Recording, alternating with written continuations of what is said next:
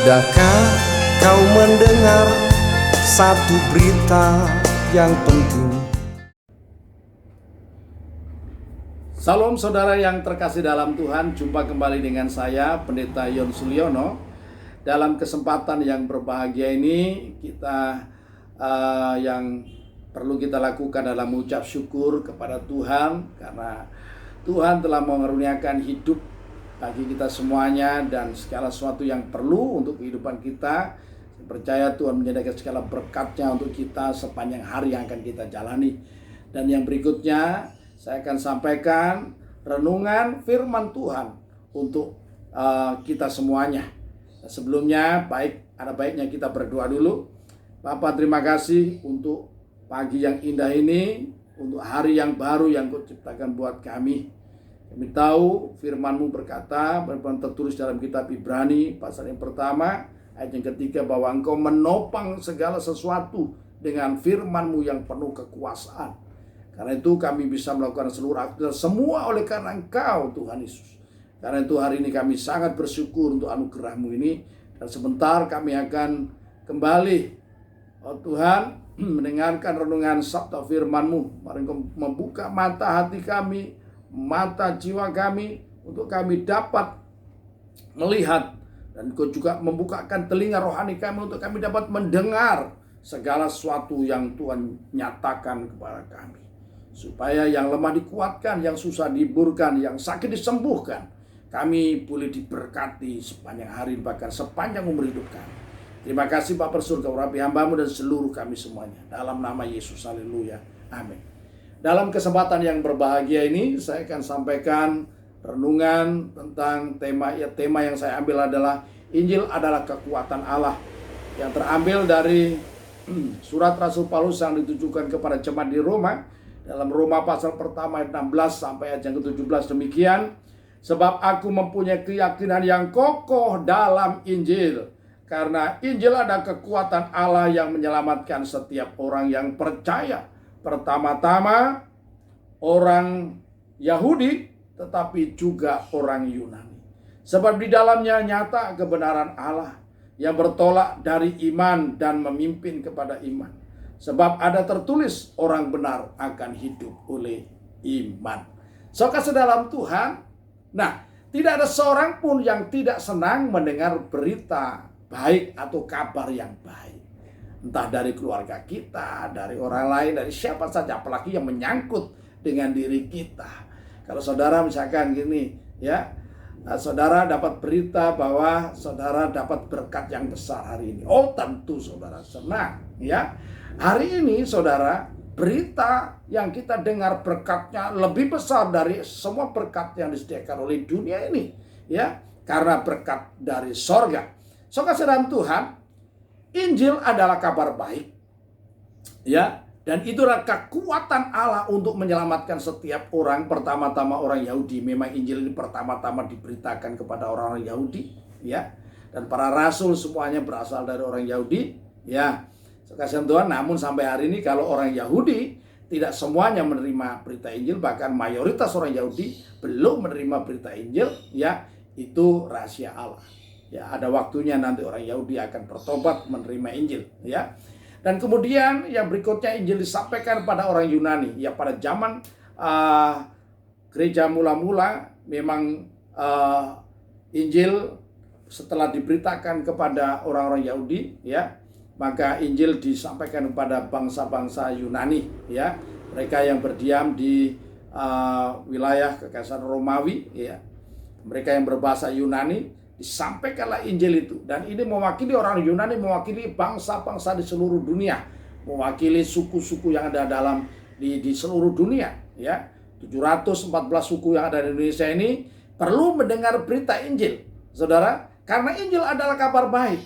Saudara Tuhan, dalam bahasa Yunani disebut Evangelion, ya, dan dalam bahasa Arabnya, ya, kabar baik itu adalah disebut Injil, ya. Nah, kabar baik yang bagaimana ini? Kabar baik bukan dari dunia, tetapi kabar baik dari Allah di surga. Nah, apa kabar baiknya? Berita baiknya yang pertama, bahwa Allah di surga telah mengampuni segala dosa manusia. Nanti saudara bisa baca dalam Lukas pasal 24 ayat yang ke-27.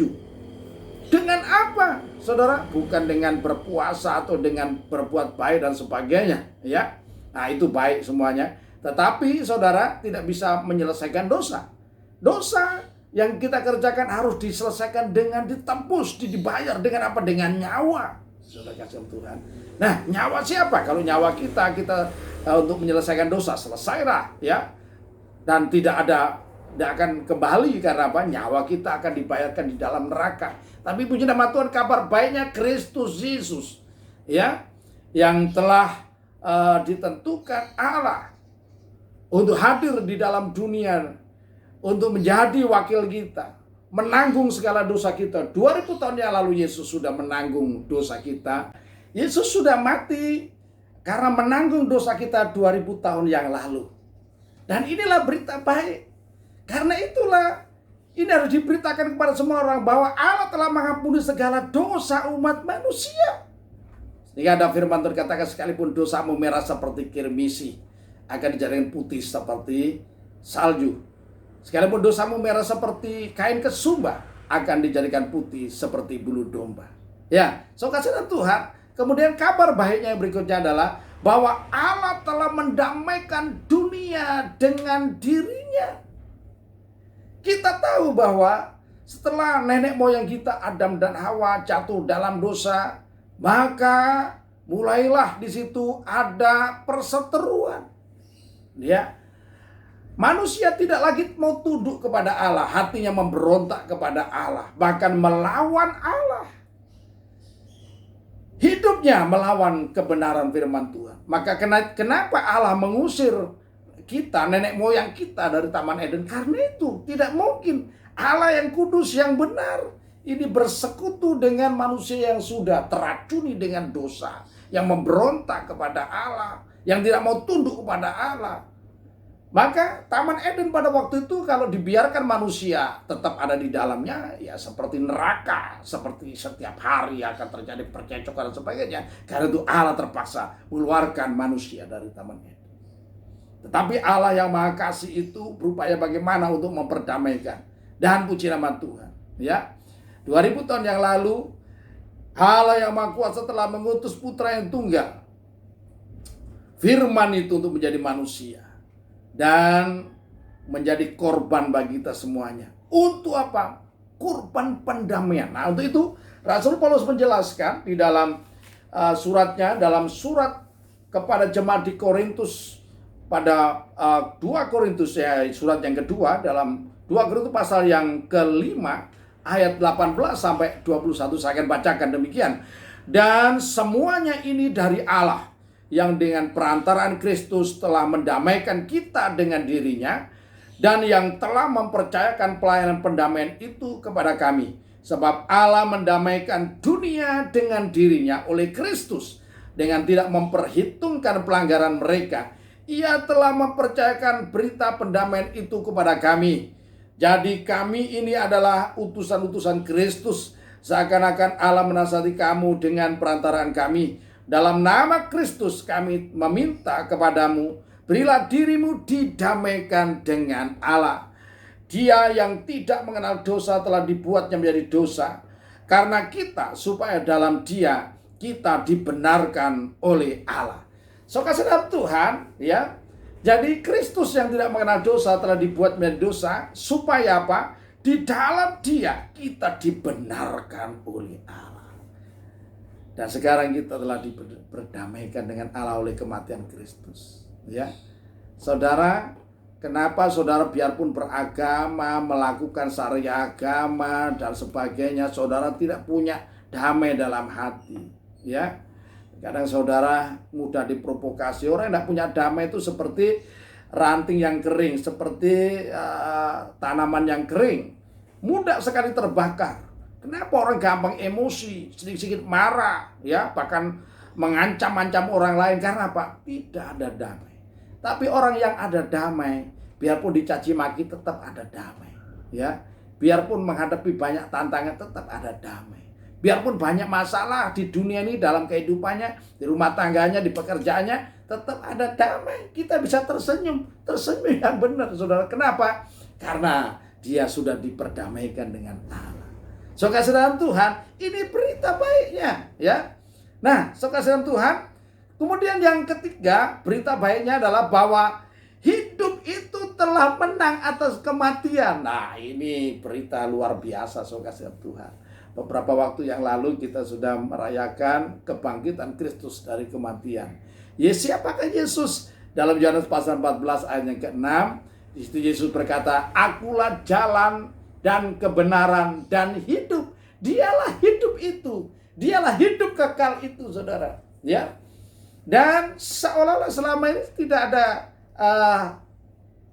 hidup itu telah dikalahkan dengan kematian. Sehebat manusia pasti mati. Tetapi penyelamatan berita baiknya yang perlu kita dengar hari ini, bahwa hidup itu telah menang. Yaitu bahwa Kristus telah membuktikan dia mengalahkan maut. Nanti saudara bisa baca lagi itu dalam 1 Korintus pasal 15 itu. Sehingga kita bisa berkata, "Hai maut, di manakah sengatmu?" dan sebagainya. Karena apa? Karena Kristus sudah menang atas kematian. Ya, setiap orang yang mendengar Injil dan percaya, dia berpindah dari dalam maut kepada hidup yang kekal. Yang percaya kepada Yesus tidak binasa, melainkan beroleh hidup yang kekal. Dan ini kabar baik. Berapa saudara mau bayar untuk menerima hidup yang kekal? Ya, orang mau bayar untuk hidup selama 1 tahun aja banyak yang harus dikeluarkan. Saudara, orang sakit mau hidup lagi, nambah hidup 1 tahun, waduh banyak yang harus dikeluarkan. Jangankan 1 tahun, harian saja, ya. Bicara soal hidup harian itu mahal harganya. Tetapi di dalam Kristus Yesus, dengar baik-baik, saudara, bukan hanya diberikan hidup untuk 1-2 hari atau 1-2 tahun, tetapi diberikan hidup kekal kepada setiap orang yang percaya kepada Tuhan Yesus. Haleluya, sekasihan Tuhan. Ya, Injil ini adalah ya berita baik untuk kita semuanya. Ya, karena itu betapa indahnya langkah-langkah orang yang membawa kabar baik. Dan ini sudah diberitakan oleh Nabi besar Israel, yaitu Nabi Yesaya, abad yang ke-8 atau abad ke-7 sebelum Masehi. Itu dalam Yesaya pasal 52 ayat 6 sampai 7. Nanti saudara bisa baca itu ya. Nah, karena itu Injil harus diberitakan, saudara. Maka itulah sebabnya misi penting daripada murid-murid setelah kebangkitan Yesus Kristus, setelah sebelum kenaikan Yesus Kristus, bahkan sesudah kenaikan Yesus Kristus ke surga, itu adalah memberitakan Injil. Kenapa? Ya, bukan hanya misi penting daripada rasul-rasul, tapi misi penting daripada gereja Tuhan, para hamba Tuhan. Ya, dia harus memberitakan kabar baik bagi dunia ini, karena ini adalah amanat yang diperintahkannya, diamanat oleh Kristus. Ya, ini hal yang penting. Dalam Matius pasal 28 ayat 19 kita melihat, ya, saya akan bacakan untuk Bapak Ibu dan Saudara. Tentu Bapak Ibu dan Saudara sudah mengerti sudah hafal akan ayat ini, tapi perlu saya bacakan ulang. Matius pasal 28 ayat yang ke-19 sampai 20. Karena itu pergilah, atau mulai 18 saya akan bacakan ya. Yesus mendekati mereka dan berkata, "Kepadaku telah diberikan segala kuasa di surga dan di bumi. Karena itu pergilah, jadikanlah semua bangsa muridku, dan baptislah mereka dalam nama Bapa dan Anak dan Roh Kudus, dan ajarlah mereka melakukan segala sesuatu yang telah kuperintahkan kepadamu, dan ketahuilah aku menyertai kamu senantiasa sampai kepada akhir zaman." Dan dalam Markus pasal 16, ya, saya akan baca cepat saudara. Markus pasal 16 ayat 15 dan 16, ya, dua Injil ini yang mencatat amanat agung, dan sebenarnya juga Injil Lukas juga sama ya. Injil Lukas dan Injil Yohanes juga memberitakan demikian, tapi yang lebih spesifik ini ya di Injil Matius dan Injil Markus. Injil Markus pasal 16 ayat 15, "Dan ia berkata kepada mereka, pergilah ke seluruh dunia, beritakanlah Injil kepada segala makhluk." Bahkan ini Markus mencatat beritakanlah Injil kepada segala makhluk. Jadi bukan hanya kepada umat manusia, pada segala makhluk ini harus mendengar Injil sebenarnya ya. Siapa yang percaya dan dibaptis akan diselamatkan, tetapi siapa yang tidak percaya akan dihukum. Jadi Injil ada kekuatan Allah untuk menyelamatkan setiap orang. Karena itu Injil harus diberitakan kepada semua orang, supaya setiap orang yang percaya akan diselamatkan. Nah, berita buruknya yang tidak percaya akan dihukum. Saudara kasih dalam Tuhan, ya. Karena itu tidak ada alasan untuk gereja tidak memberitakan Injil. Tidak boleh, hamba Tuhan yang sudah sukses, gereja yang sudah besar terus berleha-leha. Tidak. Karena pekerjaan besar yang Tuhan perintahkan kepada kita adalah untuk memberitakan Injil. Dan puji nama Tuhan, hari ini ya, pemberitaan Injil sudah lebih mudah lagi dilakukan, saudara. Kalau dulu kita mengutus misionaris pergi ke bangsa-bangsa, ya, dan sekarang ini kita bisa mengutus media sosial ini kepada siapa saja, saudara. Orang bisa mendengar berita Injil di kamar mandi, orang bisa mendengar berita Injil di kamar tidur, orang bisa mendengar berita Injil di mana saja sambil jalan, bisa mendengarkan berita Injil, beri kabar baik, sukacita ini, saudara kasih dalam Tuhan. Saudara Tuhan, ya. Nah, secara masif sekarang itu Injil telah diberitakan sesuai dengan firman Tuhan. Menjelang akhir zaman, Injil ini akan diberitakan secara masif, ya. Kita akan melihat dalam kitab Matius Injil Matius pasal 24 itu, ya, bahwa Injil ini diberitakan ke seluruh dunia, ya. Matius pasal 24 ayat 9 sampai ayat 14 saya akan bacakan, ya. Dan ini menyangkut keadaan pada hari-hari ini. Pada waktu itu kamu akan diserahkan supaya disiksa, dan kamu akan dibunuh dan akan dibenci semua bangsa oleh karena namaku. Dan banyak orang akan murtad, dan mereka akan saling menyerahkan dan saling membenci. Banyak nabi palsu akan muncul dan menyesatkan banyak orang. Dan karena makin bertambahnya kedurhakaan, maka kasih ke banyak orang akan menjadi dingin. Tetapi orang yang bertahan sampai kepada sesudahnya akan selamat. Dan Injil Kerajaan ini akan diberitakan seluruh dunia, menjadi kesaksian bagi semua bangsa. Sesudah itu barulah tiba kesudahannya. Saudara Tuhan, ini akhir zaman. Semua orang pasti menyadari itu. Sekalipun ada banyak orang yang tidak percaya bahwa ini akhir zaman. Anda percaya atau tidak, ini adalah akhir zaman, ya. Dan akan terjadi pada gereja Tuhan bahwa nanti akan datang masa penganiayaan. Saya tidak nakuti karena Kristus sudah mengatakan demikian, ini pasti akan terjadi. Bahkan tidak sedikit ada beberapa orang Kristen yang dibunuh, dibenci oleh semua bangsa karena nama Yesus. Bukan karena apa? Bukan karena saudara mencuri, bukan karena saudara melakukan kejahatan, tapi hanya karena nama Yesus. Maka saudara akan dibenci. Orang Kristen dibenci oleh semua bangsa, ya. Nah, bahkan akan terjadi banyak orang akan murtad, meninggalkan imannya kepada Kristus. Jangan kaget, jangan takut, jangan merasa heran kalau pada akhirnya nanti ada banyak orang yang akan murtad, saudara, ya. Di sisi lain akan ada banyak orang akan bertobat percaya kepada Tuhan Yesus, maka akan terjadi digenapi firman Tuhan, ya. Yang terkemudian akan menjadi terdahulu, yang terdahulu akan menjadi terkemudian, ya. Dan bahkan sosok kita yang belum menerima Injil hari ini justru akan bangkit untuk memberitakan Injil. Saya minta saudara jangan kalah, ya. Hari kita berlomba-lomba untuk bukan hanya memegang iman, tetapi memberitakan kabar baik kepada banyak orang, ya. Dan akan ada banyak nabi palsu yang akan muncul. Dan kedurhakaan, dosa yang paling besar di akhir zaman adalah dosa pendurhakaan. Itu adalah dosa setan, dimulai dari kesombongan. Sebab setan ingin menjadikan dirinya Allah, ingin menyatakan dirinya sebagai Allah. Karena itulah maka dia dilemparkan ke bumi, ya. Dan Tuhan sekali lagi tidak pernah menciptakan setan. Pertama, Tuhan hanya menciptakan malaikat-malaikat, dan itu hanya malaikat Luciel yang memberontak ingin menjadi Tuhan, dan Tuhan akhirnya lemparkan ke bumi, ya, dan menjadi Lucifer, ya, malaikat kegelapan, pangeran kegelapan, kasih Tuhan. Dan dia memprovokasi dunia untuk melawan Allah, melawan Tuhan yang benar. Dan dia bukan hanya memprovokasi, tapi jika dia mengerti akan kealahan dan sebagainya, ya, dia akan menipu seluruh dunia. Dan karena itu dengar baik-baik, semua orang harus mendengar beri kabar baik ini, mendengar Injil ini, ya.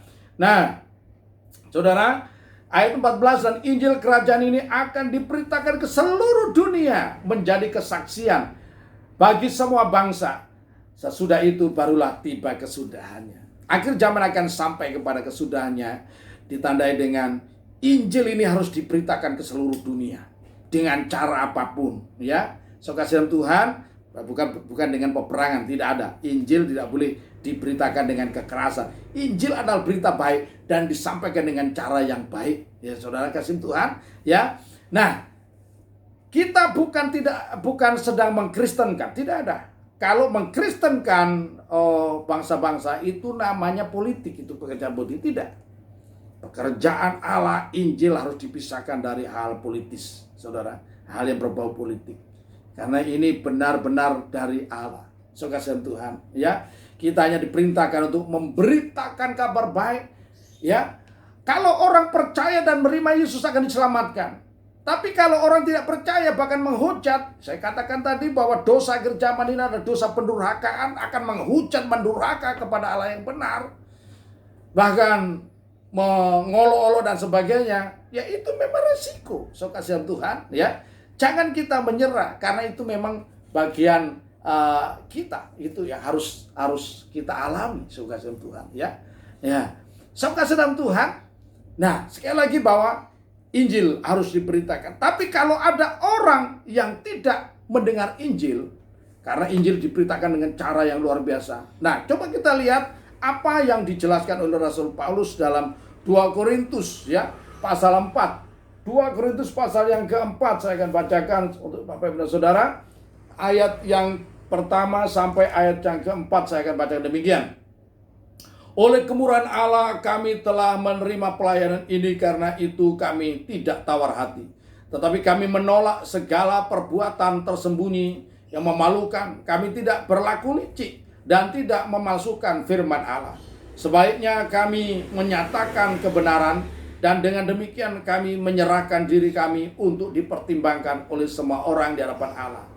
Jika Injil, perhatikan ayat 3, jika Injil yang kami beritakan masih tertutup juga, maka ia tertutup untuk mereka yang akan binasa, yaitu orang-orang yang tidak percaya, yang pikirannya telah dibutakan oleh ilah zaman ini, sehingga mereka tidak melihat cahaya Injil tentang kemuliaan Kristus yang adalah gambaran Allah.